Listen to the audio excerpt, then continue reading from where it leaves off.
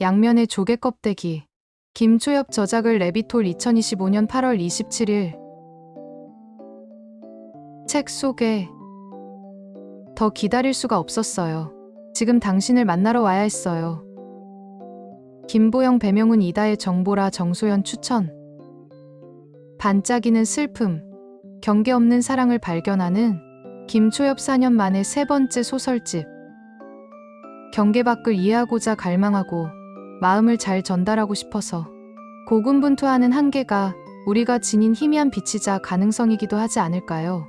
여기 담긴 소설들은 그 한계와 가능성을 여러 각도에서 바라보려고 애쓴 이야기라고 할 수 있을 것 같아요.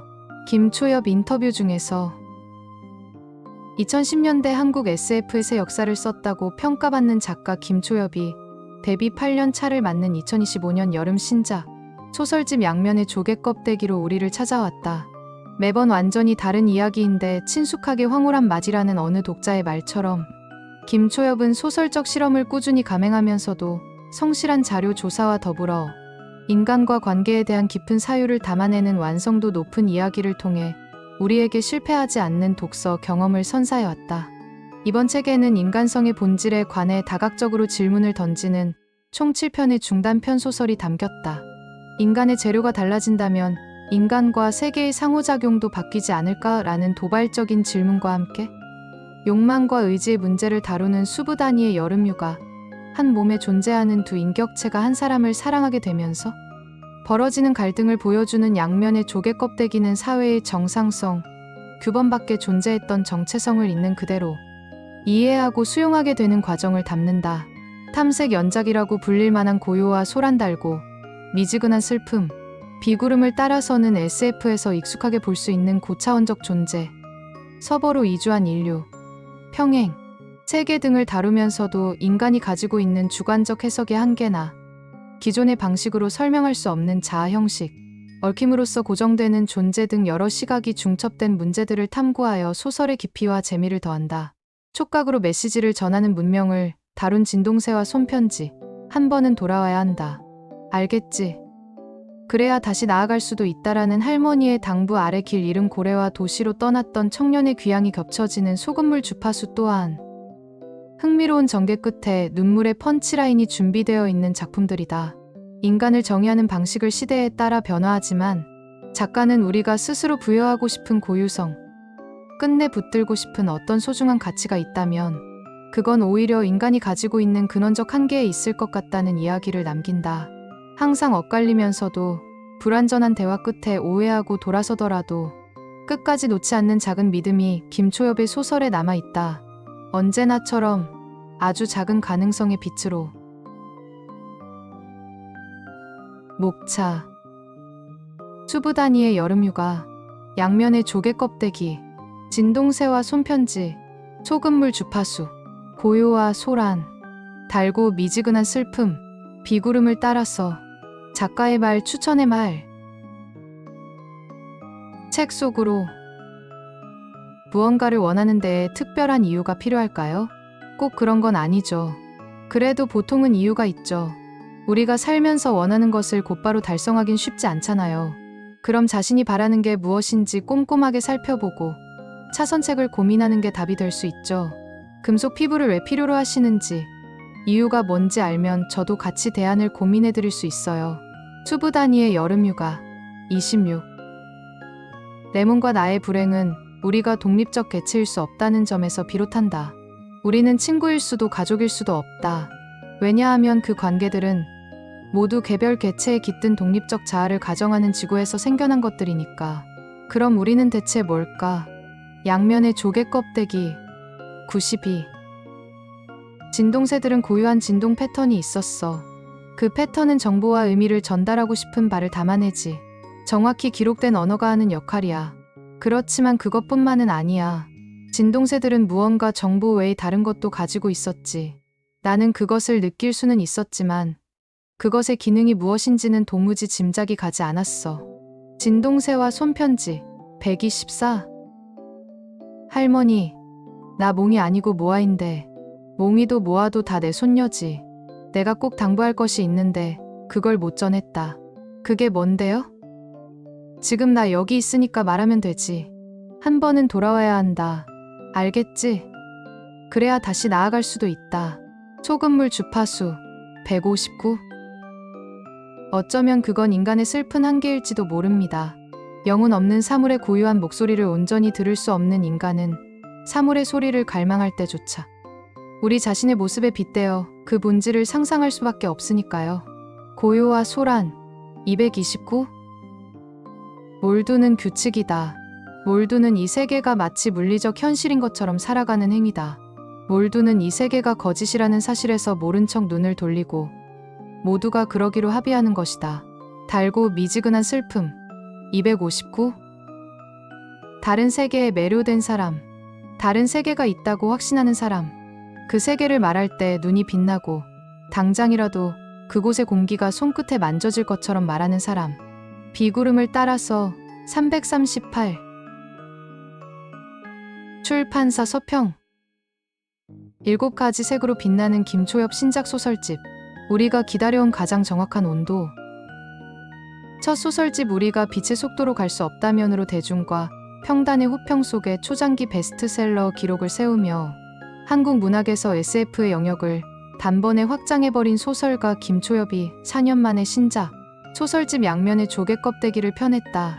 데뷔 후 지난 8년간 작가는 트랜스휴먼, 비인간 등 정상 규범에서 벗어난 이들의 이야기를 다루며 사회적 소외와 배제에 주목하고 개인적 극복을 넘어 사회적 전복으로 향하는 강력한 상상력을 펼쳐보였다. 또한 극단적 재난이나 닿을 수 없는 시공, 이질적 존재의 감각, 불완전한 소통과 변형된 신체 등 일상인이 경험할 수 없는 세계와 존재를 그려내며 끊임없는 소설적 실험을 감행해왔다. 낯선 세계 속에서 벌어질 작은 기적들. 매일의 다정한 우정과 긴 시간에도 바래지 않는 사랑을 통해 읽는 사람을 무장해제시키는 기술 또한 탁월했다. 김초엽의 소설 궤적을 따라가며 우리는 오늘도 그가 이룰 문학적 개성과 성취를 알아가고 있다. 이번 소설집에 실린 7편의 중단편 소설들에는 인간성의 본질에 관한 다각적인 질문과 탐구의 결과가 모여 있다. 그간 김초엽 소설이 제시했던 더 나은 세계를 위한 질문들. 다채로운 자아와 언어의 탐색 등과 연결되면서도 인간과 존재의 문제에 무게중심을 둔다. 소설가 정보라는 추천사를 통해 소설 속 인물들이 시뮬레이션 안에서 살아가더라도, 안드로이드로 태어나 인공의 하드웨어가 씌워졌더라도 어떤 존재 방식 속에서든 자신의 필멸을 바라보며 존재의 의미를 스스로 찾아간다는 점에 주목하기도 했다. 김초엽은 손쉬운 결론을 내리거나 관념적인 사고실험을 경계하며 소설을 읽는 우리 모두를 이 질문의 한가운데에 초대하고 현실적인 감각과 소박한 믿음으로 세워진 열기구에 태워 이 여정에 동참할 수 있도록 한다. 그 안에서 독자는 슬프면서도 행복하고 쓸쓸하면서도 충만한 모순된 감정들을 통과하며 김초엽의 새로운 도약을 직접 체험할 수 있다. 편협과 오해를 넘어 세계의 가장자리 넘어 작은 빛을 향해 나아가는 가능성의 틈새. 전 아직도 가끔 솜 인간이 되는 상상을 해요.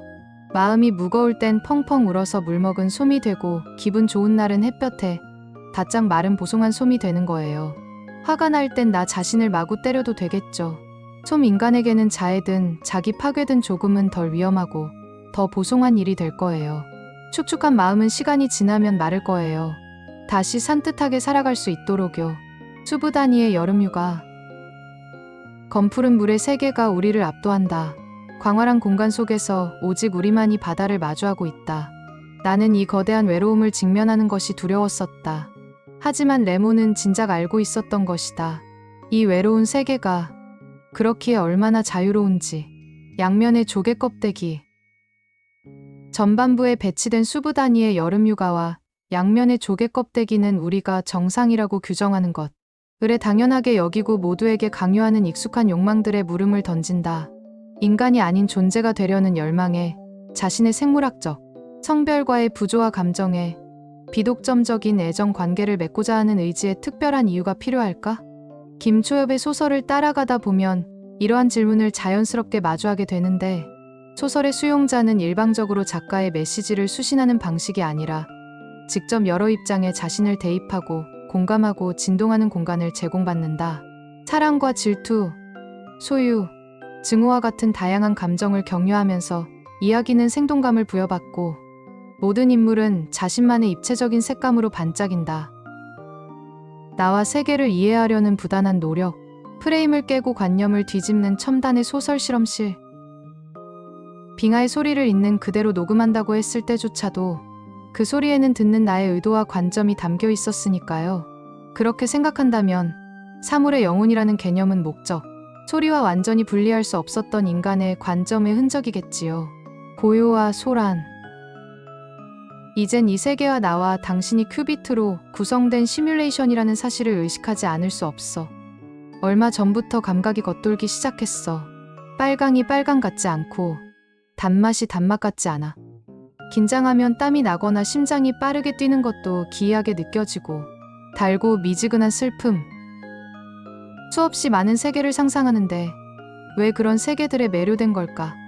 그곳들은 유토피아도 아니고 이곳보다 더 아름답거나 더 낭만적이지도 않고 약한 사람들에게 특별히 더 상냥하지도 않고 여기와 같은 고통과 억압과 불행이 존재하는데 그곳에 사는 사람들에게는 그 세계 역시 벗어나고 싶은 세상일 텐데 단지 지금 이곳이 아니기만 하면 되는 건가?